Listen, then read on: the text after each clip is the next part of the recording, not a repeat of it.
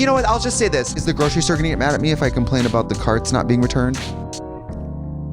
Wait, what? Like if I come on the podcast and complain about something or talk about something, Yeah. am I supposed to talk about no people, places, or things while I'm here? Honey, you've got a big storm coming.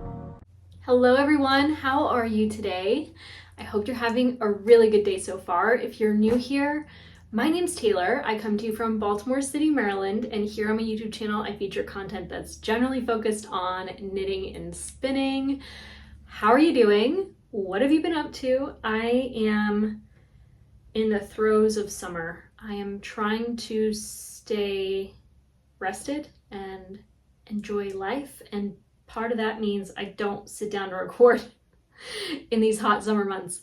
I complain every week about how hot it is, and it's just too hard to sit down and do this time of year. So here I am, surprise. Surprise, surprise. I'm sure you didn't expect it because I've been kind of inconsistent with my content creation here on YouTube, but I'm glad to be here. I have so much to share with you, and I am wearing my favorite shirt. I wasn't sure what to wear because, you know, I don't have enough like hand knit t-shirt things yet in my wardrobe. I've tried many times, and we'll talk about that in a minute. This is my favorite shirt because it's like so super big. When I cut it off to wear at the length I like, my sleeves are like almost as long. I just really like the comfort of this very oversized cropped shirt. So I thought I'd show that to you. That's like my favorite thing to do now at this point in my life, is get the biggest shirt possible and make it the length I want. And then the neck is nice and open. It's not like constrictive.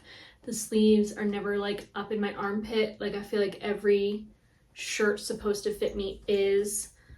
I just would rather a very oversized shirt. This is, I think, a 3XL, if you're wondering. So favorite shirt. It's Saturday, so I'm really happy to be here. Can I tell you about my life really quick? I am loving my job right now. And we're gonna talk about knitting in a second, but I'm just gonna give you a life update. I'm really loving my job. I work with the most intelligent and kind people. Not every person in the entire organization is kind. Some people are quite rude. What am I trying to say? My point is that I had, on Friday of last week, something brought to my attention where I was like, finally, I found the thing that I was wondering if it existed, and it does. And then the last 5 days, work days, I've been digging into this project and figuring out a process and catching up on work that really hadn't been done for like 2.5 years. So I've been very busy. It's been sort of productive. I feel like I got a good start. I did lose a day because of a different project, but anyway, I made progress on something. I showed it to my boss. She was very happy that I came across this. I figured it out. I have a plan, and I'm just really excited about that. I feel like I made good progress at work, and it is fulfilling because it serves a very needed purpose. Does that make sense? Anyway, I'm loving it. And our vacation is coming up soon, so I'm very excited for that too. And I have a few weeks to sort out all of my work stuff and get everything lined up and ready to be away, and I can't wait for that. I'm really excited to take a break because my jobs have changed. Like I was at my last job for 2.5 years, and before that I was at a job for about 1.5 years, and before that I was at a company for like 6 or 7 years, I think. I'm starting to lose track of time now, but I was there for a very long time, but they didn't really have great benefits. None of them did, actually. So what little time I did have to take off work, which was like 1 to 2 weeks a year, I used that then, and now I'm like at a job where we have 2 weeks in the first 2 years, and then you also get sick time, which is great because you don't have to like use your vacation for when you're sick, which is awful. I'm sure if you're not in the United States, you're probably thinking like, this sucks, because it does suck. And not everyone's even lucky to have that, but I'm very fortunate now to have these like better benefits. So there's that. And then at the end of the year, we have a holiday schedule that is like its own vacation time. Like it's not part of my paid time off. So I don't have to work Christmas Eve through, it's only July, and I'm looking forward to December.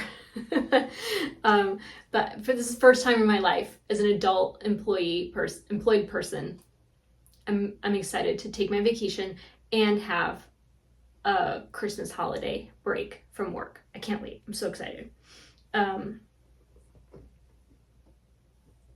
So there's that. And did you see that the jobs report just came out and it wasn't what Donald Trump wanted to hear, and so he just fired the person? Like, I know that not everyone thinks about the economy or how economics works, but I work in a room with people who study economics, and we all know, like, we know, like, this was coming. People are losing their jobs. People are losing their access to healthcare. People that I work with are losing their jobs, like close with. It is scary times for the economy. Not yet, but it will be, because we are about to be in a recession. I don't know if you know that. It's going to be a recession. If you're not already, like, start saving your money. Like, I set a budget, please, so that you're prepared for like worst case scenario in your life, please. I'm trying not to overspend my budget. Because, you know, it's easy when you like, you buy a pattern and you swatch for it and you're like, I don't want to knit that. And then you're like, well, now I need to buy a different pattern to want to knit. And it's not on my budget anymore to buy that pattern because I already bought a different pattern. Anyway, it's not fun all the time to live on a budget, but it gives a peace of mind when like the worst things happen. Like, God forbid you lose your employment. If you're out there and I'm talking to you right now, I'm so sorry. I hate to brag about my benefits on the internet. It's just something that I'm very fortunate to have, and I'm grateful. And anyway, I'm off the subject of knitting for a little too long, but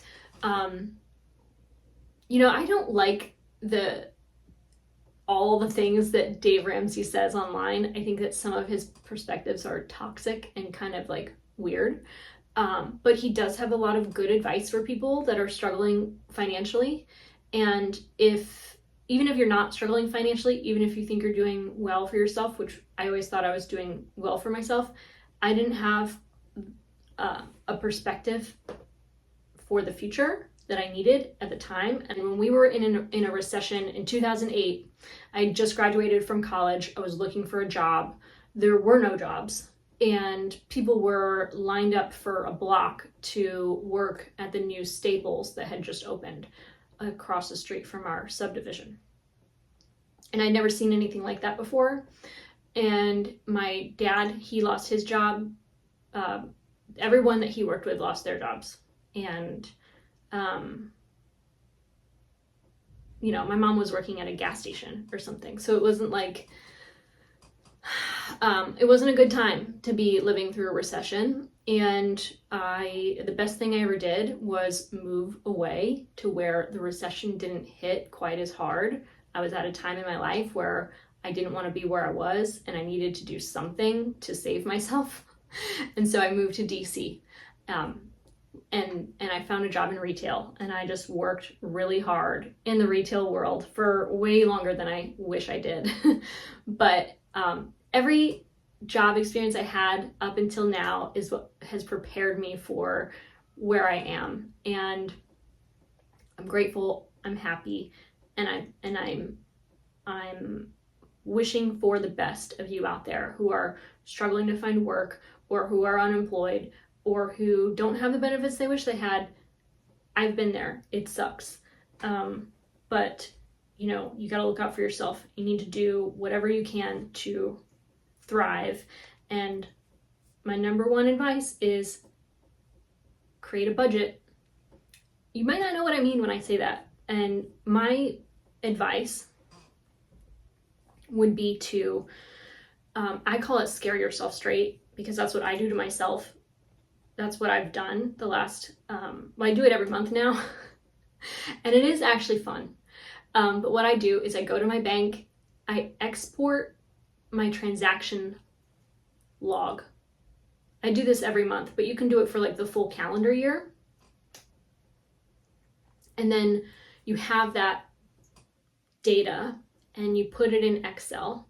And then you can create what's called a pivot table. So you don't have to manually enter anything at all. You just have a new tab in your spreadsheet and you go to insert pivot table. Editing Taylor here, I lied. You do want to add a column for each of your spending categories that I mentioned, and you would want to add a column too for each month so that you can track each of those expenses monthly rather than going based on the date of the transaction or something like that. So those are the two columns that I add to my data tab. So I have utilities, mortgage, luxury, grocery, repairs and maintenance, which are like household things that are not luxuries, but they're not groceries, pets,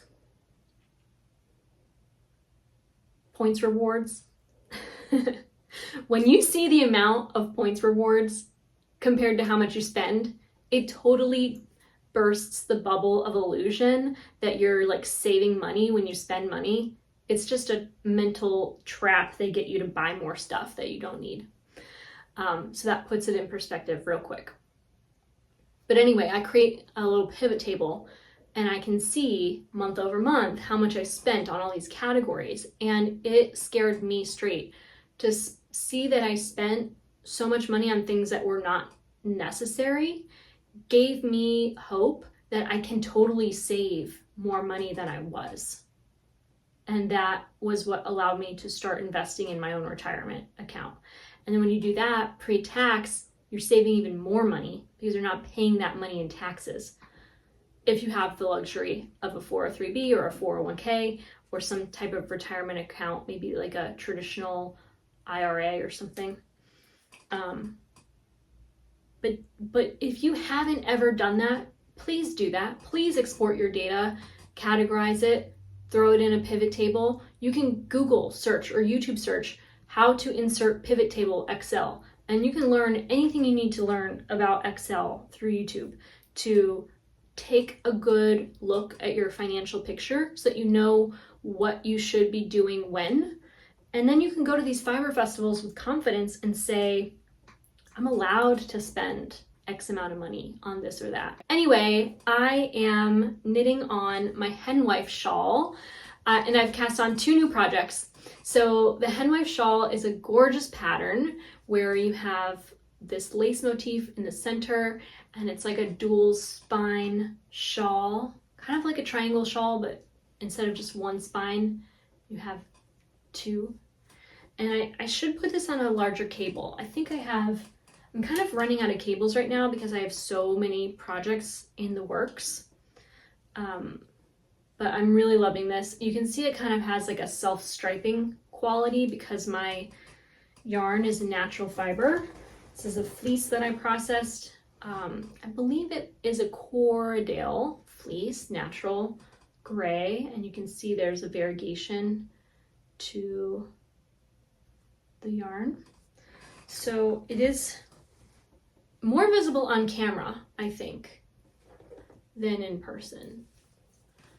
But you can see there's like a stripiness to it, which I don't hate, but I don't love. I'm not the biggest fan of variegated yarns, personally. That's just my opinion.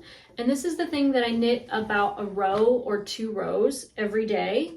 I carry this on my commute to work, and that's about as much as I'm able to get done in 15 minutes. So this has been slowly growing and it's really easy to carry around. This is my current project bag and I have all my things in here, but yeah, nothing too interesting in here. But this has all my notions in my not all of my notions, but all all of the things you might need while knitting are in that bag, and then all my others are just the yarn and the needles and the fabric I've knit. To share with you my Rhinebeck sweaters. I'm planning to knit 2 sweaters, one in case it's cold and the other in case it is warm. So I cast on the Bluebird Cardigan that I decided I would like to knit as a pullover. So this is a worsted weight, two color colorwork yoke sweater. Very fun to knit so far. I'm making it with Harrisville Designs Highland woolen spun from their mill, Harrisville Designs, out in New Hampshire.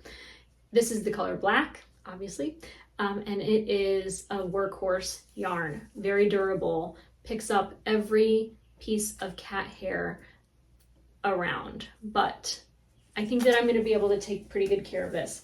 I've been keeping my project clean by storing it in this lovely vintage bag. It has this nice slippery lining, so the lining of this bag is quite clean and dust free because it doesn't really accumulate dust.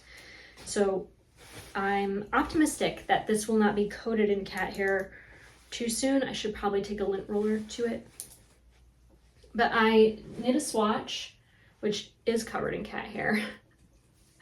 And I washed it, I blocked it. It has so much more drape once blocked. All of Harrisville Designs yarns have beautiful drape once blocked. And so it feels a bit stiff right now, but I did meet gauge and I cast on, I did a tubular cast on and I incorporated short rows into the ribbing.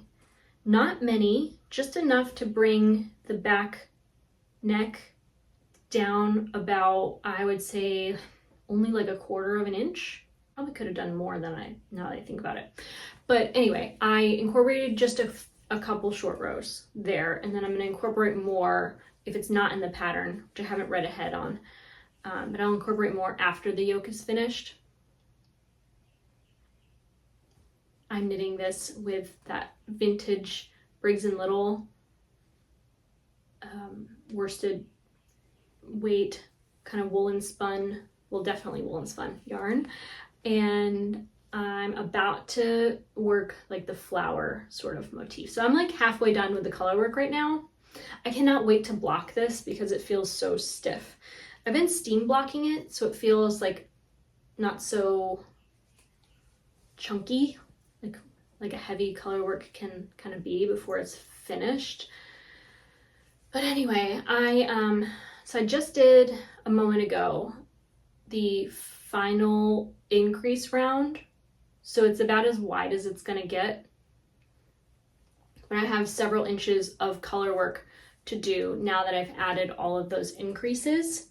So this is really gonna be a bit oversized for me. It doesn't look like it because I haven't really extended past the shoulders yet.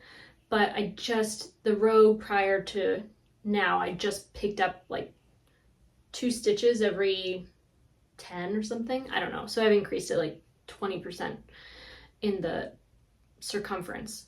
So this is I'm knitting the size medium. I don't know off the top of my head what the measurements are any longer, but it's gonna fit with a bit amount of ease, which I would prefer at this point. And I think that because I'm choosing a larger size than I typically would knit, because I want to have lots of room in the upper arms and under the arms. If the yoke is for any reason not big enough still, because maybe I knit a tighter gauge with my color work. I didn't go up a needle size when I did the color work because I was afraid to make it too big by going up a size. But once I finish the yoke, if the yoke is not deep enough for any reason, I'm going to continue to knit a 1/2 inch to 1 inch before joining the front and the back. And if I feel like I need a little bit more width in that process, I will add raglan increases at the front 2 sides and backs so that I'm accommodating the extra space I feel like I always need under my arms. So that's my intended modification if necessary. I'm also planning to incorporate a shaping at like the mid to lower bicep. I'm going to start decreasing the sleeve and make the forearm sort of not fitted, because I don't want it to be tight. I want to be able to wear it over anything, but less wide than the bicep, and just fit comfortably around the forearm and the cuff. And then I'll also likely incorporate decreases on the side body after I join the front and the back, because I like to bring in the waist of all my sweaters. So this is the progress I've made so far. I'm thinking that if I just picked up this project more frequently, I'd be done with it very soon. I've been wanting to knit this hand spun sweater quantity for the longest time. I'm sort of just tired of waiting to knit it, so I'm casting it on. And I was watching a recent episode of the Young Folk Knits podcast, and Casey was wearing the most beautiful ranunculus, which is a pattern I knit long ago. I think it was closer to when the pattern was released, and I just knit it with a single ply lace weight yarn on the recommended needle, and the version of that sweater I knit was way too short, way too wide, and the sleeves like shrunk up tremendously when the underarms felted. So I threw that sweater in my compost bin. It doesn't exist anymore. Actually, it warmed a feral cat house through a winter, and then it ended up in the compost bin. But anyway, I would like to have a ranunculus to wear, and so I cast on my hand spun into the pattern, and immediately I realized that I'm starting to see color pooling already, and that's because, once again, my natural fiber hand spun is not very well blended. I blend on my hand combs, and I have a hackle that I can kind of sort of blend on, but I can't really fit enough fiber onto it for a whole sweater. So, I just do batches that I don't weigh out or measure the amount of this or that.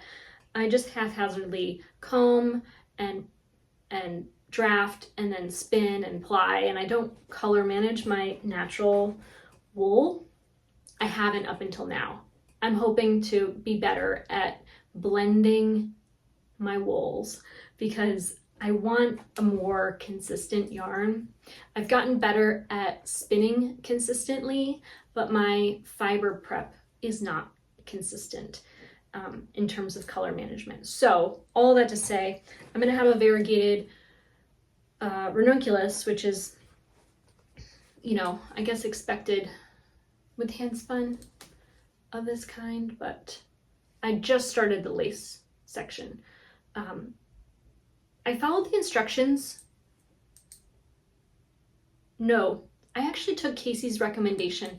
She said that she prefers a 70 stitch cast on, and then you increase to 90 stitches before continuing, and that's what I did. Instead of casting on 60, I cast on 70, and that gave me a little bit more of a relaxed neckline. It's gonna stretch a lot more once blocked. This is like the most squishy, bouncy yarn imaginable, so I expect that it'll be more relaxed than it is now.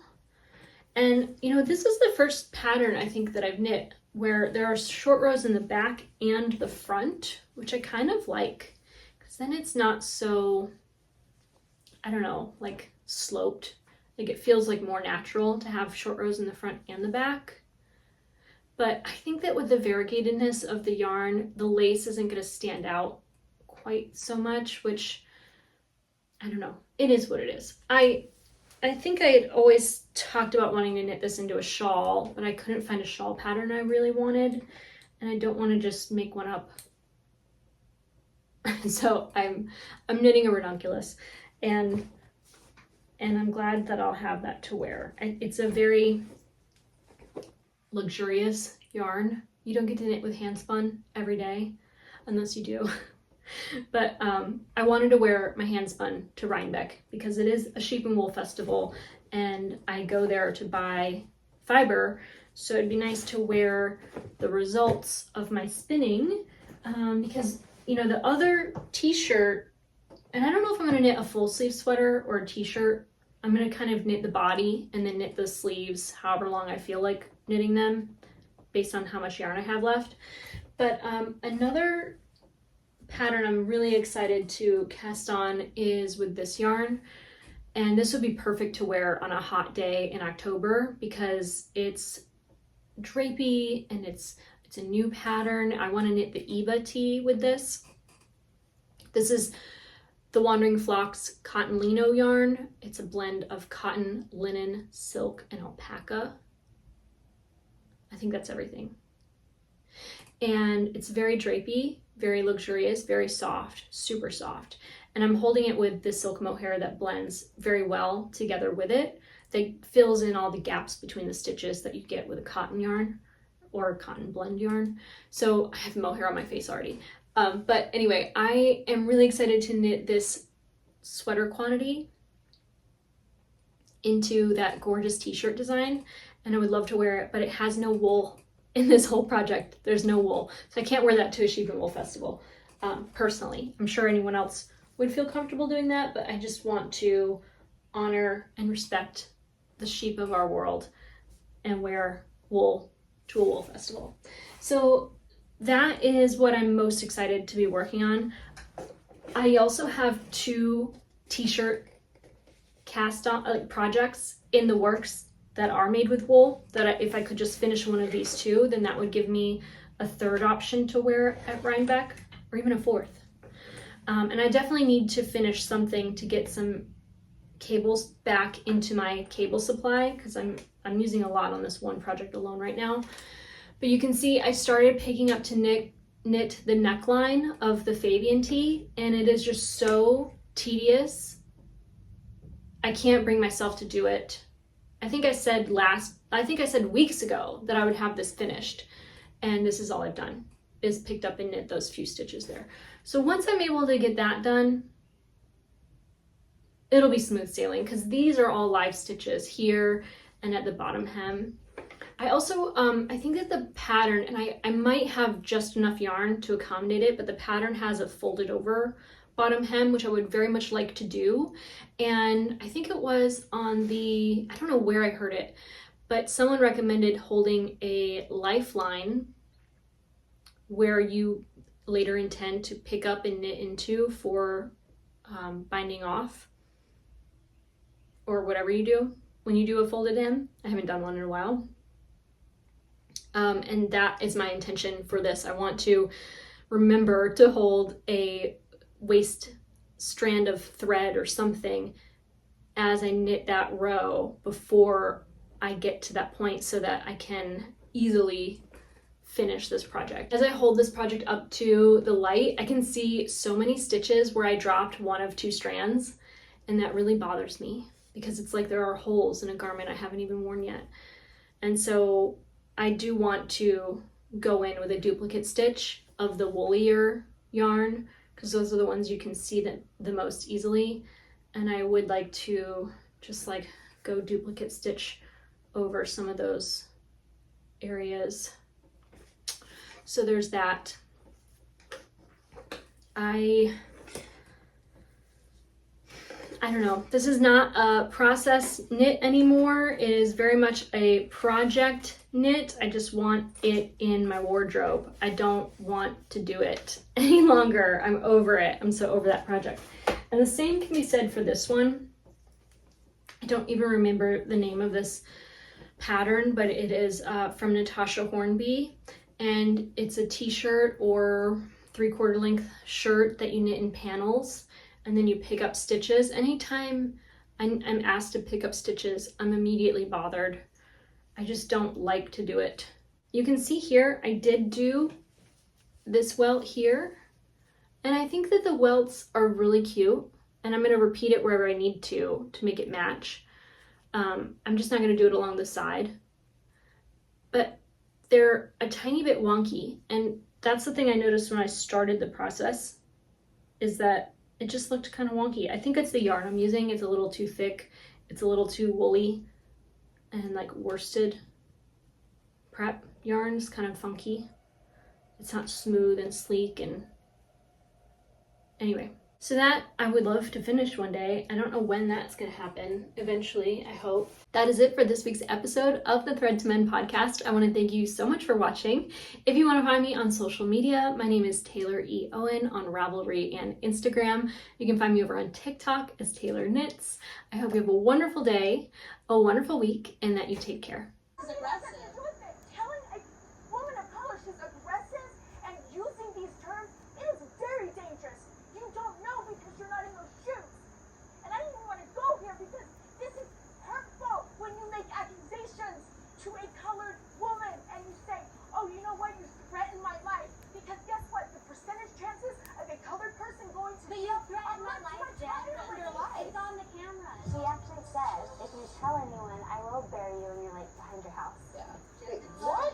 She said the only reason that she's like not dead in the lake behind her house is because of her friendship with me. You threatened my life. You threatened my life. And you were aggressive to me. I say I'm going to slit my wrist all the time. That's okay. Andy, if Jen Shaw said, I'm a color bitch, hell, you guys have me f***ing handcuffed. There is a double standard. Jen, I never... Don't, please. You won't not in my shoes. Okay, so there is a double standard.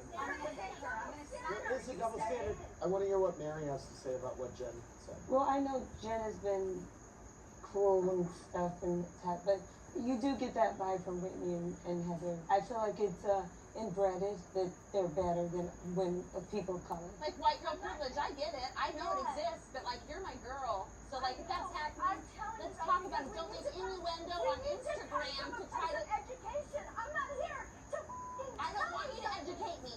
But I don't want you to slander me on social media either.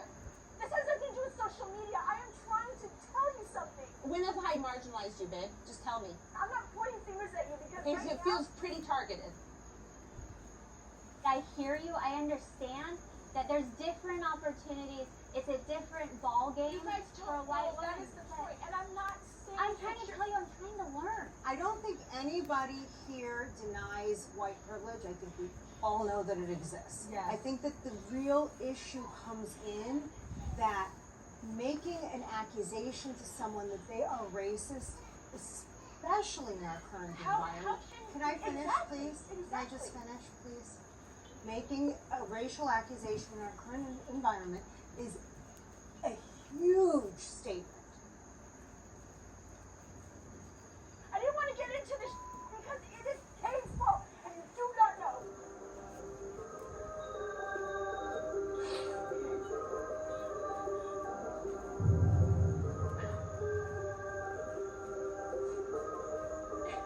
Can you get my husband?